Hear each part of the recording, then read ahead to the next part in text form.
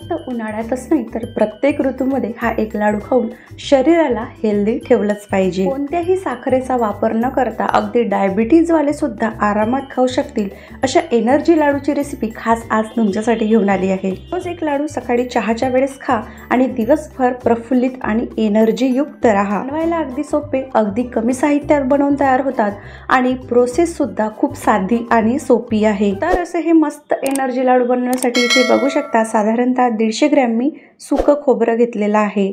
आता सुकं खोबऱ्याचं वरचा जो काळपट भाग होता तो मी काढून घेतलेला आहे। आता हे खोबर मिक्सर मध्ये अगदी बारीक फिरवून घेऊया। याच्या जागी तुम्ही डेसिकेटेड कोकोनट किंवा खोबऱ्याचा जो जाडसर किस येतो तो सुद्धा इथे वापरू शकता। मार्केट मधलं आयतं तयार केलेलं आपण जे खोबरा किस आणतो किंवा ज्याला डेसिकेटेड कोकोनट म्हणतो त्याच्यामध्ये तेलाचा अंश अजिबात राहत नाही आणि घरी असा खोबऱ्याच्या डोलाला बारीक बारीक कट करून मिक्सर मधून फिरवून घेतलं तर ते भरपूर ऑइल रिलीज करतं आणि ते आपल्या शरीरासाठी अत्यंत आवश्यक असतं। तर इथे खोबरा किस मी अगदी बारीक करून घेतलेला आहे। आता गॅसवर कढई ठेवलेली आहे आणि काही ड्राय फ्रुट्स आपण हलके फुलके ड्राय रोस्ट करून घेऊया। याच्यासाठी 15 ते 20 मी बदाम, 15 ते 20 पिस्ता आणि 10 ते 12 काजू घेतलेले आहेत। लाडूला मस्त सुगंध आणि फ्लेवर यावा त्याच्यासाठी या ड्रायफ्रुट्समध्येच 3 अशा मी लहान विलायच्या सुद्धा टाकून घेतलेल्या आहेत आणि हलकं फुलकं 1 ते 1.5 मिनिटासाठी याला ड्राय रोस्ट करून घेऊया। तुम्ही तुमच्या आवडीनुसार बाकीचे ड्रायफ्रुट्स सुद्धा याच्यामध्ये ॲड करू शकता। असे हलकेसे गॅसवर ड्राय रोस्ट केले हे ड्रायफ्रुट्स की ऑइल रिलीज करतात आणि त्यांचा टेस्ट सुद्धा वाढतो। आता हे ड्राय रोस्ट करून झालेले आहे, एका ताटलीमध्ये काढून घेऊया आणि पूर्णपणे याला थंड होऊ देऊया। आता आपण हे जे लाडू बनवत आहोत हे शुगर फ्री बनवत आहोत, म्हणजे डायबिटीजवाले सुद्धा किंवा इतर काही हेल्थ इश्यू असणारे सुद्धा आरामात खाऊ शकतील। तर त्यासाठी जवळपास 400 ग्रॅम मी इथे खजूर घेतलेला आहे, ज्याला आपण पेन खजूर असंही म्हणतो आणि मी इथं सीडलेस घेतलेला आहे, म्हणजे मार्केटमध्ये बिया काढलेले सुद्धा अवेलेबल असतं।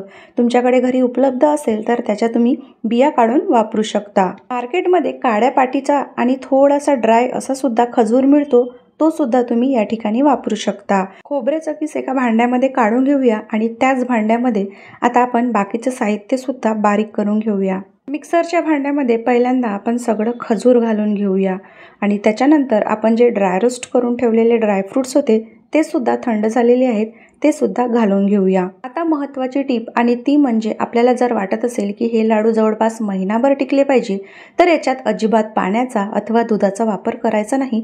याला असंच हलकसं बंद चालू करत मिक्सरला फिरवून घ्यायचं। अगदी आरामात कोणतंही पाणी किंवा दूध न वापरता त्याचा गोळा बनून येतो, बघू शकता या प्रकारे।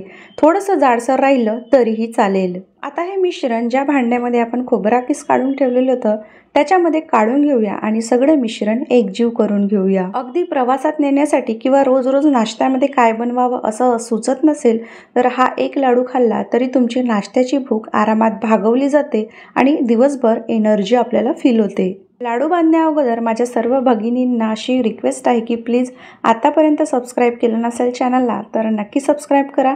बाजूचं बेल आयकॉन दाबा, म्हणजे जेणेकरून येणाऱ्या माझ्या नवीन व्हिडिओचे नोटिफिकेशन तुम्हाला मिळवत राहतील। तुम्ही हा माझा व्हिडिओ कुठून बघत आहात आणि तुम्हाला माझ्या रेसिपीज कशा वाटतात तेही नक्की आवर्जून सांगत चला।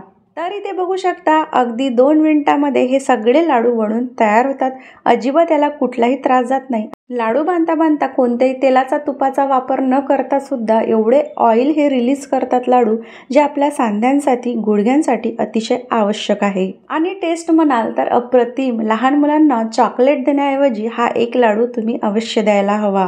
1-2 महिने हे लाडू आरामात टिकतात, कारण याच्यात अजिबात पाण्याचा अंश नाही।